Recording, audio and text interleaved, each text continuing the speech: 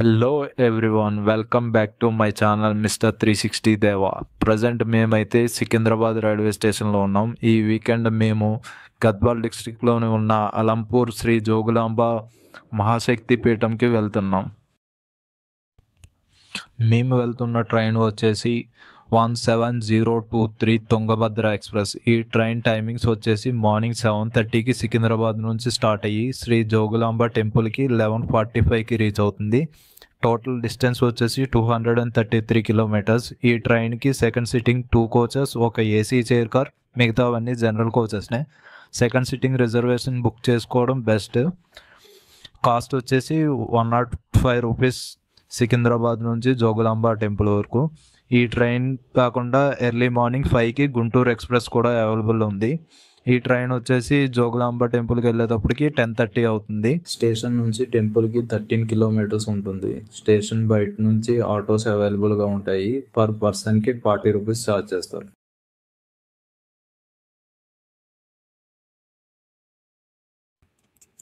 ఈ ట్రైన్ వచ్చేసి సికింద్రాబాద్ జంక్షన్లో స్టార్ట్ అయ్యి షాద్ నగర్, జడ్చర్ల, మహబూబ్ నగర్, వనపర్తి, గద్వాల్ జంక్షన్ మీదుగా కర్నూలు సిటీ వెళ్తుంది. జోగులాంబ టెంపుల్ వచ్చేసి తెలంగాణ, ఆంధ్రప్రదేశ్ బోర్డర్లో ఉంటుంది.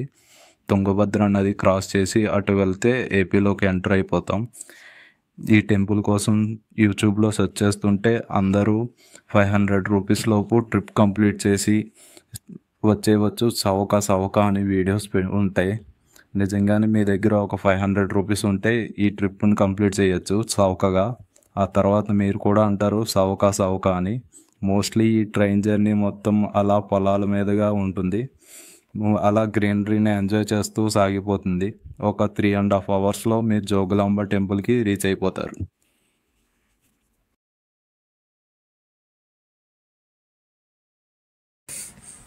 ఏంటి లోకపాలెట్ బాబాయ్ పొలాల్లో ఆపేశాడు అనుకుంటున్నారా? కాదండి, ఇదే జోగులాంబ హాల్ స్టేషన్.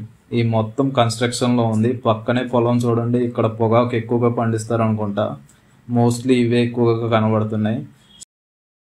ఇక్కడ కనిపించేదే ticket counter and waiting hall. చూడండి, టెంపుల్ ఆర్కిటెక్చర్లో కడుతున్నారు. జనరల్కి వచ్చే వాళ్ళు ఎవరైనా ఉంటే ఇక్కడ నుంచి జనరల్ టికెట్ తీసుకోవచ్చు.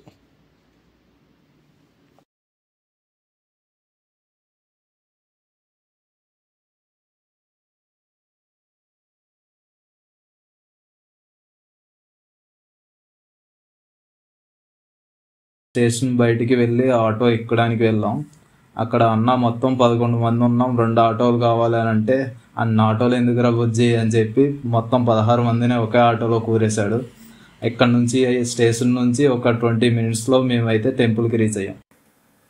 ఇక్కడ భక్తులందరూ స్నానాలు ఆచరించడానికి పుష్కర్ ఘాట్ ఉంది. ఇక్కడ ప్రవహిస్తున్న నది తుంగభద్ర నది. ఇది కర్ణాటకలోని తుంగ మరియు భద్ర అనే 2 నదుల కలయిక వల్ల ఏర్పడిన నది.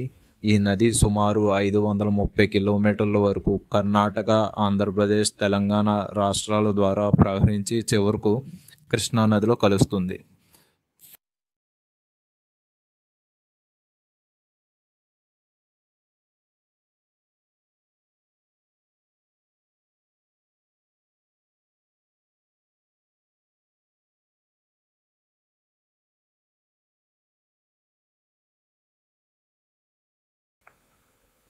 అదిగో అక్కడ కనిపిస్తుంది కదా, అదే జోగులాంబ బాలబ్రహ్మేశ్వరం టెంపుల్. ఇక్కడ ఎదురుగుంటా పుష్కర్ ఘాట్ ఉంటుంది. భక్తులందరూ ఇక్కడ స్నానాలు ఆచరించి టెంపుల్కి దర్శనంకి వెళ్తారు. మనం కూడా దర్శనానికి వెళ్దాం పదండి. ఇది శక్తిపీఠంలో 5వ శక్తిపీఠం. ఇక్కడ అమ్మవారి పైదంతాలు పడినట్టుగా పరిగణించబడుతుంది. ఇక్కడ సతీదేవి, శ్రీ జోగులాంబ గాను, శివును బాలబ్రహ్మేశ్వరం గాను భక్తులకు దర్శనమిస్తారు. ఈరోజు భక్తులు చాలా ఎక్కువ మంది ఉన్నారు. మేమైతే అంతరాలయ దర్శనానికి వెళ్ళాం. టికెట్ కాస్ట్ వచ్చేసి 100 రూపీస్. మాకైతే హాఫ్ అన్ అవర్ టైం పట్టింది దర్శనం అయ్యేటప్పటికి. ఇక్కడ కింద చూడండి, మొత్తం గ్రిల్స్ ఉండి కింద వాటర్ ఉన్నాయి. పూర్వం కోట చుట్టూరు ఇలాగే కట్టి ఇందులో ముసళ్ళు వేసేవారు శత్రువుల దాడి నుంచి రక్షించుకోవడానికి. సేమ్ అదే స్టైల్లో ఇక్కడ ఈ టెంపుల్ని బిల్డ్ చేశారు.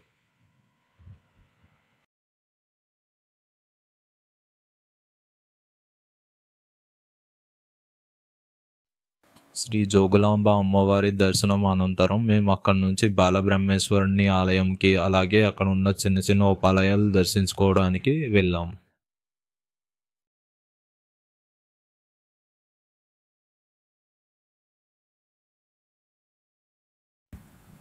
అసలు ఈ శక్తిపీఠాలు ఎలా ఏర్పడ్డాయంటే, ఒకప్పుడు దక్షుడు బృహస్పతి యజ్ఞం చేసేటప్పుడు అందరినీ ఆహ్వానించాడు కానీ తన కుమార్తెను అల్లుడిని పిలవలేదు. ఎందుకంటే దక్షుని కుమార్తె సతీదేవి తండ్రి మాటలకు విరుద్ధంగా శివుణ్ణి వివాహం చేసుకుంది.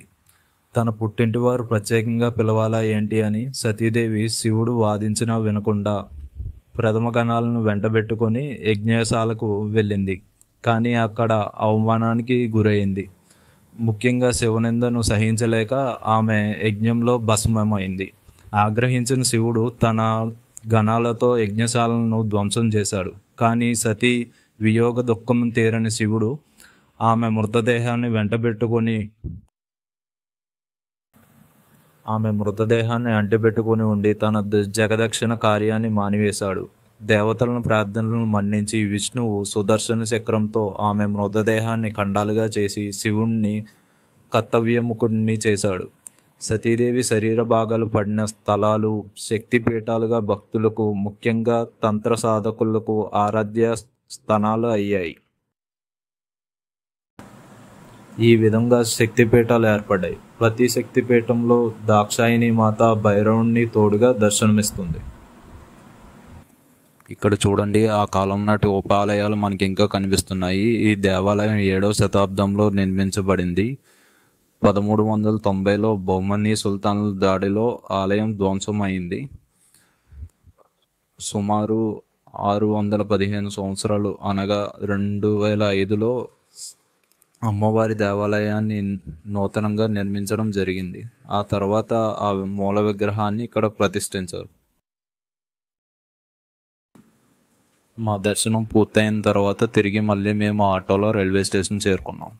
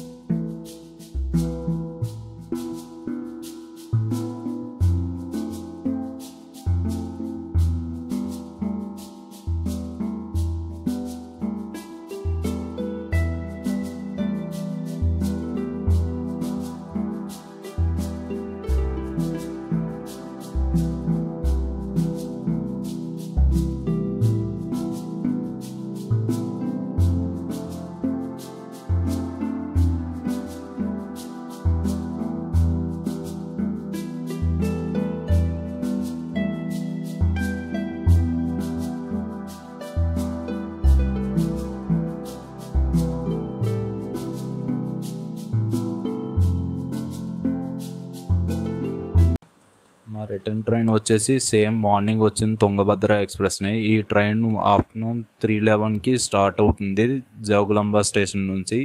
ఇది సికింద్రాబాద్ రీచ్ అయ్యేటప్పటికి నైట్ 8 అవుతుంది. Thanks for watching friends.